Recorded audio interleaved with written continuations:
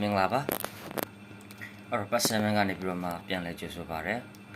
ဒီဘိုင်းမှာဆရာတို့ကဘာတွေကိုလေ့လာမှာလဲဆိုလို့ရှိရင်မေကုန်းနဲ့စပြီးတော့မှမေးတဲ့ဒီပုံစံလေးတွေပေါ့နော်active passive မှာတွေ့ရတတ်တဲ့ဒီမေကုန်းပုံစံလေးတွေအကြောင်းကိုသင်ရမှာဖြစ်တယ်နော်မေကုန်းလို့ပြောတာဖြစ်တဲ့အတွက်ကြောင့်မလို့ဒါဆရာတို့ဒီဘာနဲ့စမှာလဲဆိုလို့ရှိရင်အခုကရိယာနဲ့စမှာပေါ့နော်မေကွန်းရဲ့တဘာဝသည် helping verb subject verb နော်အဲ့လိုပုံစံနဲ့ရေးပါတယ်တိဆောက်ပါတယ်မေကွန်းတစ်ခုဒီနေ့မှာဆိုလို့ရှိရင်လည်း helping verb နဲ့စတဲ့မေကွန်းတွေရှိတယ်လို့ WH question နဲ့မှစပြီးတော့မှမေးလာတဲ့မေကွန်းတွေလည်းရှိတယ်ဒီလောဆယ်မှာဒါဆရာကနေပြီးတော့မှဒီအခုကရိယာနဲ့စပြီးတော့မှမေကွန်းအခုကရိယာနဲ့စပြီးတော့မှမေးတဲ့မေကွန်းအကြောင်းကိုအရင်ဆုံးပြောကြမှာဖြစ်တယ်နော်မေကွန်းလေးတစ်ချက်ကြည့်အောင်မေကွန်းလေးမှာတော့ပါမယ်ဒါလဲဆိုတော့ did or someone use my computer in my absence ဆိုပြီးတော့မှမေးထားတယ်ဒီမေကွန်းမှာဆိုရင်ဆရာတို့ကဒီအခုကရိယာ did နဲ့စမေးထားတယ်someone က subject use က verb object က my computer in my absence ကတော့ဒါကျွန်တော်မရှိတဲ့အချိန်ပေါ့နော်အချိန်ကာလတစ်ခုခုပြောတာဖြစ်မှာအဲ့တော့ဒါမေကွန်းရဲ့သဘောတဘာဝဒီအခုကရိယာ subject verb object နော်အဲ့တော့ဆရာတို့ကပြန်ဖြည့်တဲ့အခါကြလို့ရှိရင်မေကွန်းပုံစံနဲ့ပဲသွားရမယ်အခုကရိယာမှာအခုကရိယာsubject တော့မဟုတ်တော့ဘူးပေါ့နော်ဒါ passive ပုံစံပြောင်းမှာဆိုတော့ဒီ object ကိုရှင်းပြန်ထုတ်မှာပေါ့နော်အဲ့လိုလေးနဲ့ပြန်ပြီးတော့မှဖြည့်ရအောင်ဒါဆိုရင်ဆရာတို့ကကရိယာပုံစံလေးကိုကြည့်လိုက်မယ်ကရိယာပုံစံဒီပါလဲဆိုရင်သူက did နဲ့မေးတယ်နော်did နဲ့မေးတယ်did နဲ့မေးတာဖြစ်တဲ့အတွက်ကြောင့်မို့သူဒီတော့ပါလဲဆိုလို့ရှိရင်verb 2နဲ့မေးထားတာဖြစ်တယ်verb 2နဲ့မေးတာဖြစ်တဲ့အတွက်ကြောင့်မို့ဆရာတို့ကပြန်ဖြေလို့ရှိရင်passive မှာဆိုရင်was were but 3နော်was were was were but 3ဖြစ်မှာအဲ့ဒါဆိုရင်ဆရာတို့ကဒီ object ကိုကြည့်လိုက်တဲ့အခါမှာ my computer ဒီတစ်လုံးနဲ့ပဲနော်တစ်လုံးနဲ့ပဲဖြစ်တဲ့အတွက်ကြောင့်မလို့were သုံးလို့မရဘူးအနေဖြစ်တဲ့အတွက်ကြောင့်မဒါဒီ singular form was ကိုပဲသုံးအောင်ကရိယာပုံစံကဘယ်လိုဖြစ်သွားမလဲဆိုတော့ was battery ဖြစ်မှာနော်was battery ဖြစ်သွားမှာ okay မေကွန်းရဲ့ပုံစံရဆိုလို့ရှိရင်ဘယ်သူကအရှိလာမှာလဲဆိုရင်အခုကရိယာကအရှိမလာမှာဖြစ်တဲ့အတွက်ကြောင့်မလို့ was ပြီးတော့ object ကိုထည့်မယ်my computer verb ကဘာဖြစ်မလဲဆိုတော့ battery ဖြစ်မယ်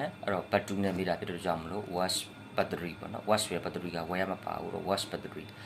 ဆိုတော့သူ battery ပြောင်းတော့ USCT use ဖြစ်မယ်ပြီးတော့မှတကအချိန်ပြန်ပြီးတော့ထပ်မယ်by someone ဆိုတာလည်းမရှိတဲ့အတွက်ကြောင့်မလို့in my absence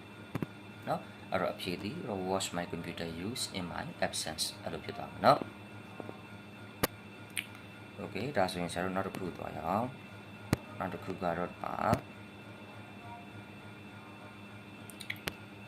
နောက်တစ်ခုကတော့ဒီမှာhow တွေ where တွေ when တွေ why တွေနဲ့မေးတဲ့မေးခွန်း WH နဲ့စတဲ့မေးခွန်းပေါ့နော်အဲ့တော့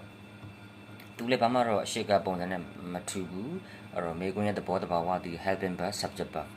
သူကတော့မှာ WH question နဲ့မေးချင်တာဆိုတော့ WH question တစ်ခုပို့ပါတယ်ဒါအရှိမပြောခဲ့တာလေးတစ်ခုလိုပါတယ်เนาะဘာလဲဆိုတော့ပြန်ဖြေတဲ့အခါမှာပေါ့ဒီ question mark လေးကိုဆရာတို့ကပြန်လုပ်ပြရမယ်ဆိုလို့ရှိရင်ပြန်ပြီးတော့ထပ်ပြရမယ် question mark ကြံခဲ့လို့မရအောင်เนาะquestion mark မပါလို့ရှိရင်မှားပါတယ်ဟုတ်လား okay နောက်တစ်ခုသွားရအောင်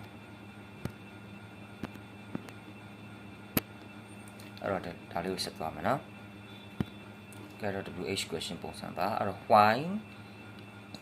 have they move my table ဆိုပြီးတော့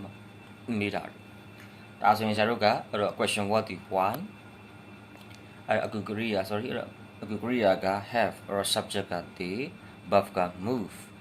object ကပါလဲဆိုရင်my table ဆိုပြီးတော့မေးတာဒါဆိုရင်ဒီမေးခွန်းလေးမှာ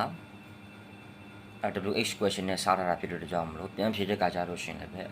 WH question ပဲဖြစ်မှာ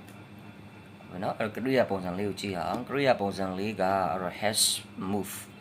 ဘာပုံစံလဲဆိုတော့ has set plus battery ပုံစံပေါ့နော်has set battery ဆိုရင်ဆရာတို့က has set plus bin plus battery ပြန်ပြီးတော့ဖြည့်ရမယ်ဒါအရှိကဗီဒီယိုမှာလည်းဆရာတို့ကပြောခဲ့has set bin plus battery အရှိက has နဲ့ have မှာသူ ကိုသုံးမဲ့ဒီ object ကိုကြည့်ရမှာပေါ့နော်အနည်းဆိုရင် has အများဆိုရင် have ဖြစ်မှာပေါ့ဒါဆိုရင်ဆရာတို့ကဒီမှာ mind table လေးကိုကြည့်လိုက်တဲ့အခါမှာ mind table ဒီအနည်းဖြစ်တဲ့အတွက်ကြောင့်မလို့ has have မှာဆရာတို့ကဘာပြမလဲဆိုရင် has ရွေးမယ်ပြီးတော့မှ object ကဘာတူလဲဆိုရင် mind table wh question အခု career ရော subject ပေါ့နော်အမှန်တကယ်တော့ဒီ object ပါပဲလား object ဒီတော့ဘယ်နေရာကိုရောက်သွားလဲဆိုတော့ subject နေရာပေါ့နော်wh question အခု career ရောပြီးပါလာမလဲဆိုရင် mind table လာမယ် career ပုံစံဒီ has been battery ပါနော်အဲ့တော့ been အဲ့တော့ battery move d battery ပြောင်း move d ပါပဲနော်အဲ့တော့ပုံမှန်ဆိုလို့ရှိရင်တော့ mind table has been moved ပေါ့နော်တိုးတော့ညာလိုက်ပဲဒါဒီနေရာမှာ question ဖြစ်တဲ့ကြောင့်မလို့ has ကိုရှေ့မှာထားပြီးရှိရတာပေါ့နော်အဲ့တော့ has mind table been moved question မှာလေးပြန်ပြီးတော့ထပ်ပြရပါနော် okay နောက်တစ်ခုသွားရအောင်နောက်တစ်ခုကဘာလဲဆိုရင် why did you scold and beat your brother ဆိုပြီးတော့မှပေးထားတာအဲ့ဒီမှာလည်းအဲ့လိုပဲ question what the why did ကို career your subject scold and beat က verb career ကတွဲလာကြည့်ပေါ့နော် your brother က object ဒါဆိုရင် wh question နဲ့စပြီးတော့မေးတယ်ဖြစ်တဲ့ကြောင့်မလို့ပြန်ဖြေလို့ရှိရင် wh question နဲ့ပဲပြန်ပြီးတော့မှဖြေပေးရမယ်ပြီးလို့ရှိရင်တခါcareer ပုံစံကြည့်မယ် career ဒီ did နဲ့မေးထားတာအဲ့တော့ did ဆိုတော့ but to လို့ယူဆလို့ရတယ် but to ဖြစ်တဲ့အတွက်ကြောင့်မလို့ was where battery ဖြစ်မှာ was နဲ့ where ကနှလုံးထဲတစ်လုံးသုံးမှာပေါ့နော်အဲ့တော့ object ကိုကြည့်လိုက်တဲ့အခါမှာ your brother ဒီတယောက်တည်းပဲဖြစ်တဲ့အတွက်ကြောင့်မလို့ where ကိုမသုံးဘူးတော့ was ပဲသုံးမယ် why was ပြီးရင်တခါ your brother နော်အဲ့တော့ career ဒီဘာဖြစ်သွားမလဲဆိုတော့ was where battery ပုံစံဖြစ်သွားမယ်အဲ့တော့ဒီကောင်လေးကိုဘာပြောင်းမလဲဆိုရင် battery ပြောင်းမယ် battery ပြောင်းတော့ score ကို ed ပြောင်းအဲ့တော့ beat ကကြတော့ beaten အဲ့တော့ question mark ကတော့ question mark အတိုင်းပဲပြန်ပြီးတော့ထပ်ပြရမှာဖြစ်တယ်နော် okay ဒါဆိုရင်ဆရာတို့နောက်တစ်ခုသွားရအောင်အဲ့တော့နောက်တစ်ခုကဘာလဲဆိုရင်အဲ့တော့ who နဲ့မေးတဲ့မေးခွန်းလေးပါနော်အဲ့တော့ဒီကောင်လေးကလည်းပဲမေးပါတယ်အဲ့တော့သူ့ရဲ့ form လေးပေါ့နော်သူ့ရဲ့ form ကတော့ who plus buff ပေါ့နော်အဲ့တော့ who မေးခွန်းမှာဆိုရင်ဒါပြန်ပြီးတော့မှ who မေးခွန်းဖြေတဲ့အခါမှာ by whom ခံပြီးတော့မှဖြေပေးရမယ် by whom အခု career or subject verb ပေါ့နော်အဲ့လိုပုံစံနဲ့ပြန်ပြီးတော့မှဖြေရမယ်အဲ့တော့ဒီ who ဒီတခြားမေးခွန်းနဲ့မတူဘူးအဲ့တော့ဒီတခြား question 1နဲ့မတူဘူးအဲ့တော့ဘာလို့မတူတယ်လဲဆိုတော့ who မှာကကြတော့သူ့မှာကိုယ်ပိုင် subject ကိုယ်ပိုင် object ရှိတယ်ဥပမာပြ subject နေရာမှာဆိုဆရာတို့က who ကိုသုံးပြီးတော့မှ object နေရာမှာကြတော့သူက home ကိုသုံးလို့ရှိတယ်ပေါ့နော်အဲ့တော့ home ကိုသုံးလို့ရှိတယ်အဲ့ဒါအတွက်ကြောင့်မလို့ဆရာတို့ကပြန်ဖြေလို့ရှိရင် who မေးခွန်းနေမှာဆိုရင်ဆရာတို့က by home နဲ့ပြန်ပြီးတော့မှဖြေပေးရတယ်အဲ့တော့ passive ရဲ့သဘောတဘာဝတည်အဲ့တော့ subject နေရာမှာရှိတယ်အဲ့တော့ subject ကိုသူကဘယ်လိုရေးလဲဆိုတော့ by ခံပြီးတော့ရေးထားရှိတယ်ပေါ့နော်အဲ့ဒါကြောင့်မဆရာတို့ကဒီ home ရဲ့အရှိမအဲ့တော့ by home လို့ပြန်ပြီးတော့မှခံရေးရခြင်းဖြစ်တယ်ပေါ့နော်အဲ့ဒါတစ်ချက်မှတ်သားထားပါတခြားပုံစံနဲ့မတူတဲ့အချက်ပေါ့နော်ဒါဆိုရင် example လေးကိုကြည့်ရအောင်တော့ who told Tuza about the accident ဆိုပြီးတော့မှအဲ့လိုမျိုးမေးထားတယ်ဒါဆိုရင်ဆရာတို့ကဒီ who ဒီအဲ့တော့သူ့ရဲ့ဒီ passive form ဒီပါလဲဆိုရင်အဲ့တော့ by home ပေါ့နော်အဲ့တော့ by home နဲ့ဖြေမှာအဲ့တော့ by home ထုံးစံတိုင်းပဲအဲ့တော့ question ပုံစံဖြစ်တဲ့ကြောင့်မလို့အခု career subject verb လာမယ်အခု career ဒီ